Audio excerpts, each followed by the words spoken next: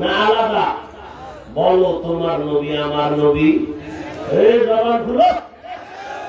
তোমার আমার কোরআন, তোমার কোরআন আমার কোরআনের হাদিস, তোমার কাবা আমার কাবা, তোমার ধর্ম আমার ধর্ম, তোমার কালেমা আমার কালেমা। তুমি আমি দুনিয়াতে আসছি সিস্টেমও। শুধু লালমনির হাটের মানুষ লঙ্গি করে দুনিয়াতে জন্ম নিছ।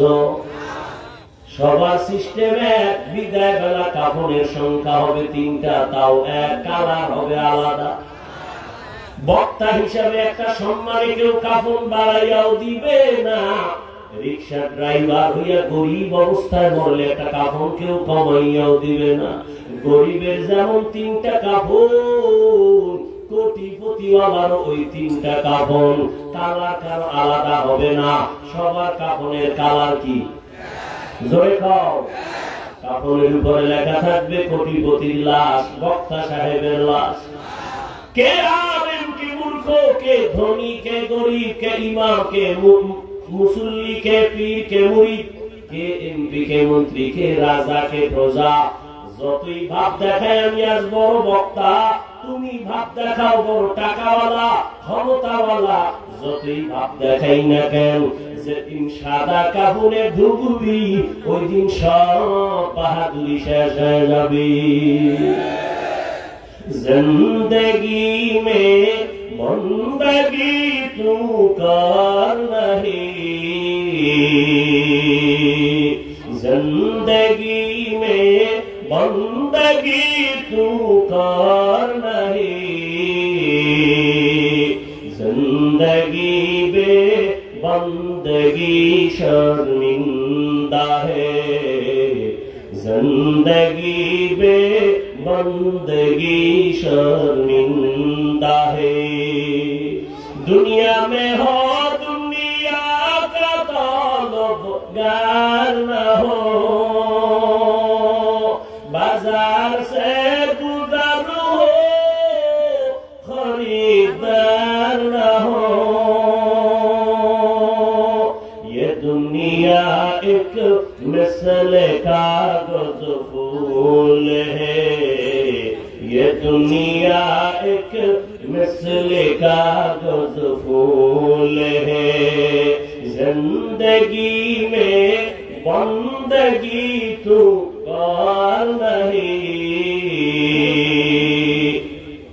जिंदगी में बंदगी शर्मिंदा है, जिंदगी में बंदगी शर्मिंदा है।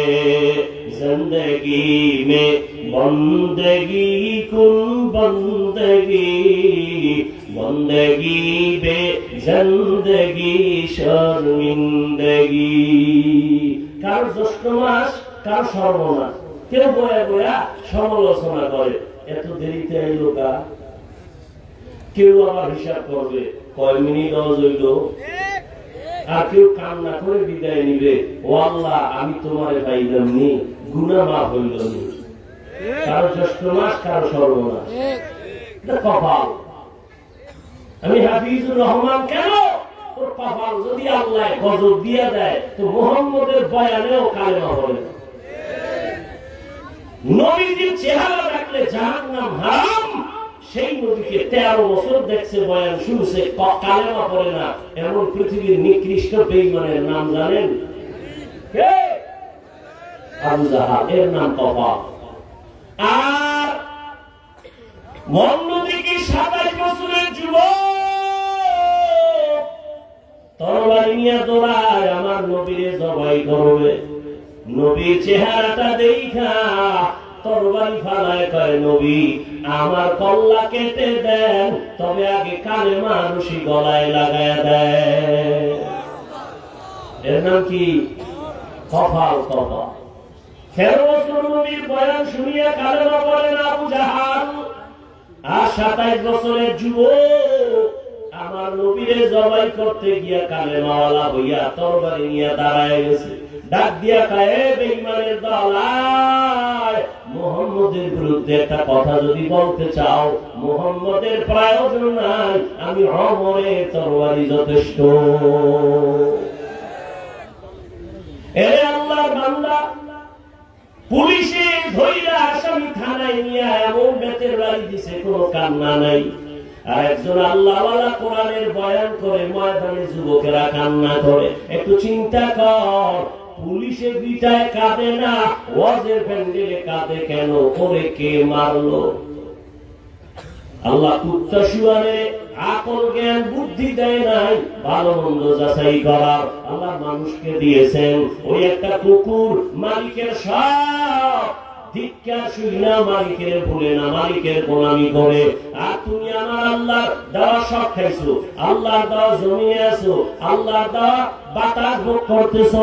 তোমার বাবা এই বাতাস বানায় নাই, সূর্যের আলো ভোগ করতেছো। সূর্যের আলো যদি না থাকে এই জমিনে কোনোদিন ফল ফসলের রং হবে না।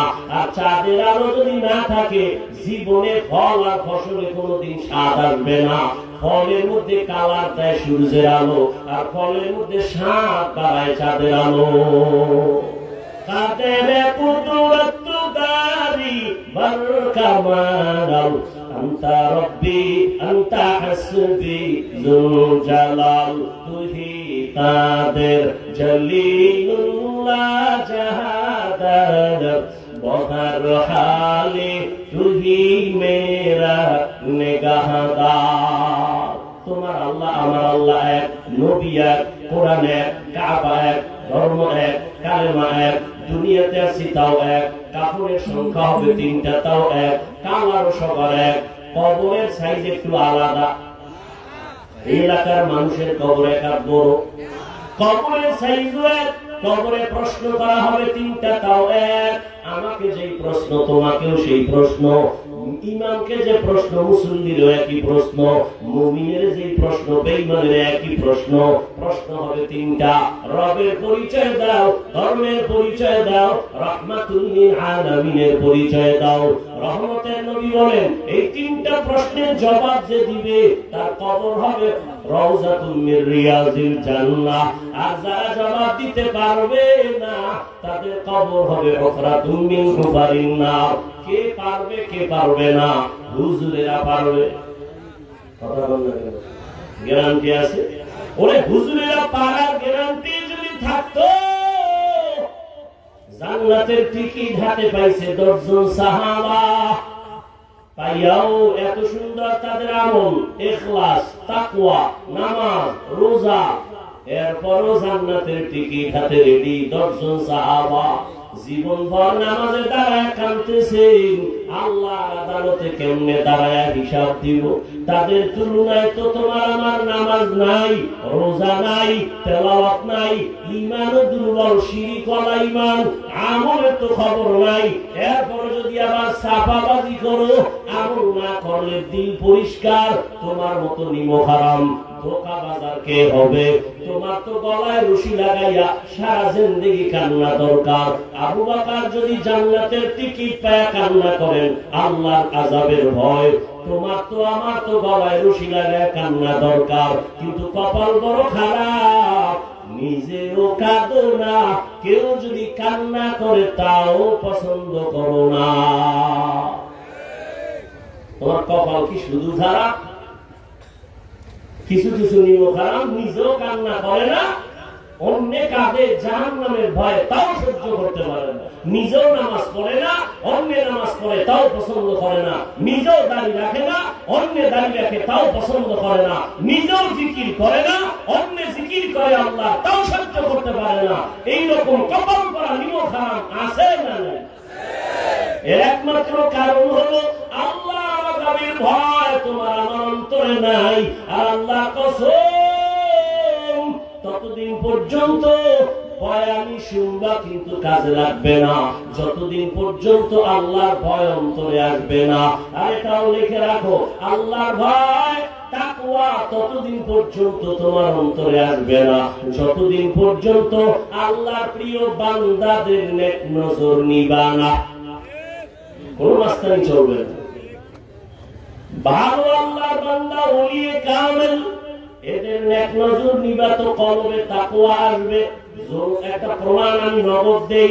এই যুবক বাবারা, তোমরা যারা এখানে কষ্ট করে আসছো বসছো, আল্লাহকে সাক্ষী রেখে একটু জবাব দাও।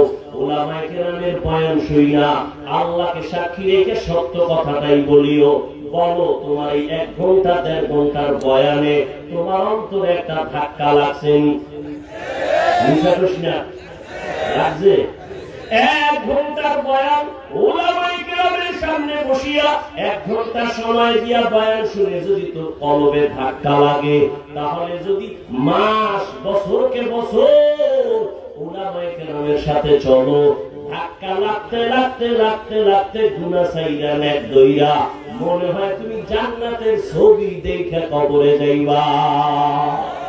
সোহবতে সালেহ তুরা সালেহ কুনা, সোহবতে তালেহ তুরা তালেহ কুনা।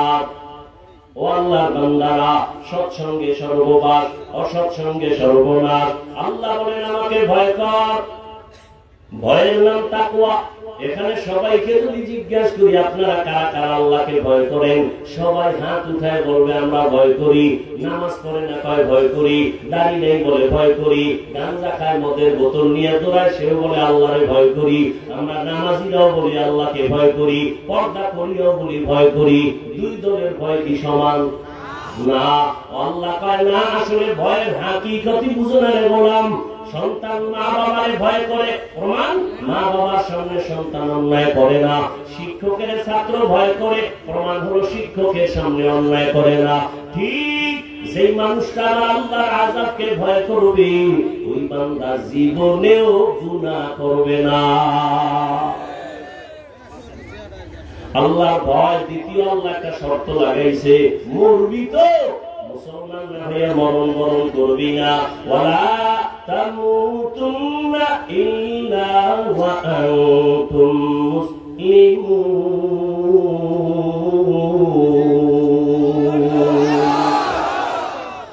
আল্লাহ কয় না এই মানুষ বক্তা না হয়ে মরবি না, পীর না হয়ে মরবি না, ডাক্তার না হয়ে মরবি না, প্রিন্সিপাল না হয়ে মরবি না, একজন বড় মুহাদ্দিস মুফতি মুফাসসির না হয়ে মরবি না। আল্লাহ এটা বলেন নাই।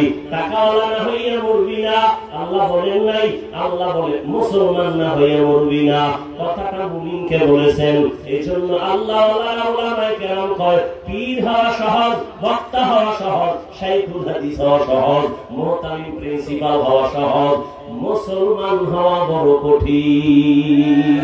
মুসলমানি बहुत गर्दन नेहादन ऐनाने खुद बदस्ते खारजदादन गर्भ सूरत आदमी इंसाबुदे अहमदोबु जहलो हमेक साबुदे आदमीरा आदमीयत लाज़िमास औदरागर বুনাবাশত হিজমাস। কষ্ট হইতেছে না? এটা তো মিছের কথা। কষ্ট হইতেছে, হয়তো বলেন নাই মুহাব্বতে। মুহাব্বতের মধ্যেই কষ্ট। কষ্ট না থাকলে এই মুহাব্বতের দাম নেই। কি আমরাও আল্লাহ এক, আমারও আল্লাহ এক, নবী এক, কোরআন এক, হাদিস এক, আপনিও মুসলমান। কিন্তু আমি টুপি খুলতে চাই না, আপনি টুপি দিতে চান না। বিষয় কি? আমি দাড়ি কাটতে লজ্জা পাই, আপনি দাড়ি রাখতে লজ্জা পান। আপনি কত ভিআইপি মুসলমান। আমি মসজিদে না গেলে লজ্জা পাই, আপনি মসজিদে গেলে লজ্জা পান। আমি পর্দা না করলে লজ্জা লাগে, আপনার পর্দা করতে লজ্জা লাগে। বিষয়টা কি বাবা? কেমন মুসলমান তুমি? নাকি আমি ভুলে আছি তুমি সঠিক, না তুমি ভুলে আছো আমি সঠিক? বুঝাইতে পারতেছি না। গাধার মতো সারা দুনিয়াতে ওলামায়ে কেরাম এত কষ্ট করে, নিজের বউ মাইয়া বলা নিয়ে এত টেনশন করে না। উম্মতের নিয়ে যেই পরিমাণ আলেম টেনশন করে, দুনিয়ার কেউ এমন টেনশন করে না। ওলামায়ে কেরাম এই জাতির জন্য যেই পরিমাণ ত্যাগ স্বীকার করে, দুনিয়াতে দ্বিতীয় কেউ এরকম ত্যাগ স্বীকার করে না। করে? করে না, সবাই চান্দাবাজ, কিন্তু উলামায়ে কেরাম নিঃস্বার্থ ভাবে খেদমত করতেছে, চিল্লাইতেছে। তাবলীগীদের মেহনত, পীর মাশায়েখের মেহনত, উলামায়ে আহলে হকের মেহনত, বক্তাদের মেহনত, ইমাম ও খতিবের মেহনত। টার্গেট কি? আমার দলে আসো। না না না, আমি আমার ইমানের কথাই বলে যাই। এখানে এতক্ষণ চিল্লাইতেছি, কি পরিমাণ কষ্ট! দুনিয়াতে চিল্লাইয়া কথা বলার মতো কষ্ট জমিনে আর কোথাও নাই। দুনিয়ার সব থেকে কষ্টের কাজ হলো অনবরত কথা বলা। আল্লাহ বলাইতেছেন না হয় সম্ভব না, কিন্তু একবারও কিন্তু বলি নাই, এই লালমনিরহাটের মুসলমানেরা, আমি পাঁচকুল্লিওয়ালা, তোমরাও পাঁচকুল্লি দাও, না হয় তোমরা ধ্বংস হয়ে যাইবা। আমি কওমি মাদ্রাসার সন্তান, তুমিও যদি কওমিতে না যাও ধ্বংস হয়ে যাইবা। একবারও বলি নাই আমি তাবলীগের লাইনের সন্তান, আমি পীরের মুরিদ, তুমিও তাবলীগের যাও, পীরের কাছে যাও, না হয় জাহান্নাম ছাড়া উপায় নাই। একবারও বলি নাই। ইনশাআল্লাহ বলার কোনো ভয় তোমার অন্তরে নাই।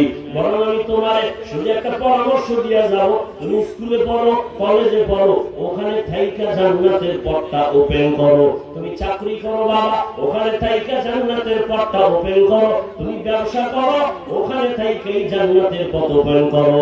পারা যায় না? তোমার মতো যুবক জীবনে মাদ্রাসায় পড়ে নাই, আলিফ বাতাও জানে না, কিন্তু তাকায় দেখছো স্কুল কলেজে পড়িয়াও দাড়িওয়ালা 5 বেলার নামাজ পড়ে। সত্য কথা সাক্ষী দাও, আসেনি? আওয়াজের দরকার নেই, দরজা জানালা বন্ধ করিয়া নিজের পায়ের জুতাটা খুইলা কপালে বাড়ি দিয়ে কবি, এই বেটা তোর কপালে তো খারাপ কেন? তোর মতো যুবক স্কুলে বেরিয়ে নামাজ পড়ে, দাড়ি রাখে, তুই পারো না কেন? তোর কপালে কার জানি অভিশাপ লাগছে। সারা রাত মোবাইলে গুনাহ করেছো, দরজা জানালা বন্ধ করে সারা রাত মোবাইল নিয়ে কবিরা গুনাহ করেছো। কেউ দেখে নাই, আমার আল্লাহ দেখছেনি। ওই কবিরা গুনার কারণে তোর চেহারার মধ্যে কোনো আলো নাই, কোনো নূর নাই, তাকাইলে মায়া লাগে না। তোর চেহারাটা এতটা নোংরা, তোর ওদিকে শরীরটাও শেষ হয়ে গেছে, তোর খবর নাই। এই মোবাইলের কারণে তোর চোখের পাওয়ার শেষ, কিডনি শেষ, হাড় দুর্বল, মাথা ব্যথা বেড়ে গেছে, বুকে ব্যথা বেড়ে গেছে, যৌবন শেষ, জীবন শেষ, চরিত্রটা কোনো ভালাই নাই। একটা যুবক দাঁড়াইয়া বুকে হাত লাগাইয়া আল্লাহর সাক্ষী রেখে বলতে পারবি না, হুজুর আলহামদুলিল্লাহ, আমি মোবাইল চালাই আর না চালাই, আমার চরিত্রের মধ্যে কোনো কলঙ্কের দাগ নাই। আমার আল্লাহকে সাক্ষী রেখে বলা সাহস তোর মধ্যে নাই। কারণ এই মোবাইলের দ্বারা কয়টা মাইয়ার কাছে তুই চরিত্র বিক্রি করছো, আমার মাওলা বেহতর জানে। কতটা মেয়ের জীবনের উপরে হামলা করেছো, চরিত্র নষ্ট করেছো। যাদের কলবে চক্ষু খোলা, তারা তোর কপালে দিয়ে তাকাইলে ধরে ফেলবে। ও যুবক বাবা, একটু চিন্তা করো। তোমার মতো আবার কিছু যুবক তো আছে, স্কুল কলেজে পড়ে, নামাজ পড়ে, রাস্তায় গাড়ি চালায়, নামাজ ছাড়ে না। বলো বাবা, তুমি কেন পারবা না? তোমার মতো যুবক র্যাব, আর্মি, পুলিশ, বিডিআরে চাকরি করে, ডাক্তার, প্রফেসর, ইঞ্জিনিয়ার, 5 বেলার নামাজ পড়ে। বলো তুমি কেন পারো না? তোমার মতো যুবক ময়দানে কৃষিকাজ করে, নামাজ ছাড়ে না। নদীর মধ্যে মাছ ধরিয়াও নামাজ ছাড়ে না। তোমার মতো যুবক জমিনের মধ্যে শ্রমিকের কাজ করে, নামাজ ছাড়ে না। বৃদ্ধ বাবাজি, আপনার মতো বুড়ারা মসজিদে গিয়া 5 বেলার নামাজ পড়ে, আপনি কেন পারেন না? ও পর্দার আড়ালের আম্মা জানেরা, বোনেরা, আপনাদের জীবন কত ধন্য। এই স্টেজে 12টা ছেলের মাথায় পাগড়ি দিলাম, ওদের সিনার মধ্যে কোরআন পুরাটাই জমা। কে করেছেন? আজকে খবর নাও, ওদের মা বাবার মতো ঈদের আনন্দে আর কেউ না। এরে আম্মা জান, আপনার কি মনে চায় না একজন আলেমের মা হই হইয়া কবরে যাবেন, আপনি কি চান না আপনার সন্তানের আচরণে মানুষ দোয়া করবে, আলেম দোয়া করবে? আপনি কি এমন একটা আদর্শ সন্তানের মা হতে চান না? যদি চান, পরামর্শ দিয়ে গেলাম, সন্তানটাকে ডাক্তার বানাইয়েন, আদর্শ ডাক্তার। আপনার সন্তানকে ইঞ্জিনিয়ার বানাবেন, আদর্শ ইঞ্জিনিয়ার। আপনার সন্তানকে প্রফেসর বানাবেন, আদর্শ প্রফেসর। দাবি আমার একটা বেয়াদব বানাবেন না। আপনার সন্তানের আচরণে কোনদিন যেন কোন আলেম কষ্ট না পায়, আপনার সন্তানের ব্যবহারে কোনদিন যেন মা বাবা কষ্ট না পায়, শিক্ষকেরা কষ্ট না পায়। কারণ যুবক, তোমার জীবনের সফলতা, জীবন যদি চাও, তোমার 3 জায়গার দোয়া লাগবে, না হয় পারবা না, আল্লাহর কসম। প্রথম তোমার দোয়ার পুঁজি হলো মা বাবার দোয়া। দ্বিতীয়, তোমারে আমার আব্বা আম্মা আমারে দোয়া দিছে ঠিক, কিন্তু আমার এই লালমনিরহাটের চেয়ারে বসাইয়া বয়ান করা আমার আম্মা শিখান নাই, আব্বা শিখান নাই। আমার উস্তাদ আমার হাতে ধরে ধরে বয়ান শিখাইছেন। অতএব আমার মা বাবার পরে আমার দোয়া হলো উস্তাদের দোয়া, শিক্ষকের দোয়া, এরপরে আমার উলামায়ে কেরামের দোয়া। ঠিক এদের দোয়া যেমন সফলতার চাবি, আবার এদের বদদোয়াটাও কিন্তু জীবনের জন্য বড় আগুন। মা বাবার বদদোয়া লাগলে মরার আগে পঙ্গু হয়ে যাবি। শিক্ষকের বদদোয়া যদি তোর কপালে লাগে, তোর বিদ্যা সব নষ্ট হয়ে যাবে। আলেমের বদদোয়া যদি লাগে, চাকার তলে মাথা চলে যাবে, টের ভাবি না। এই জন্য আমার যুবকের কাছে শেষ আমার কলিজার আবদার, মা বাবার দোয়া নিয়ে যদি নাও পারো, শপথ করো, অঙ্গীকার করো, বেয়াদবি করে মা বাবার বদদোয়া নিবা না, শপথ করো। জীবনে পারলে শিক্ষকের দোয়া নিও, যদি নাও পারো অঙ্গীকার করো, শিক্ষকের সাথে কোনোদিন বেয়াদবি করে বদদোয়া নিবা না। উলামায়ে কেরামের দোয়া নিয়ে চলো, যদি নিতে নাও পারো অন্তত এতটুকু অঙ্গীকার করো, আলেমের সাথে বেয়াদবি করে কোনোদিন বদদোয়া নিব না। তাহলে তোমার জীবন ডাক্তার হলেও সফল।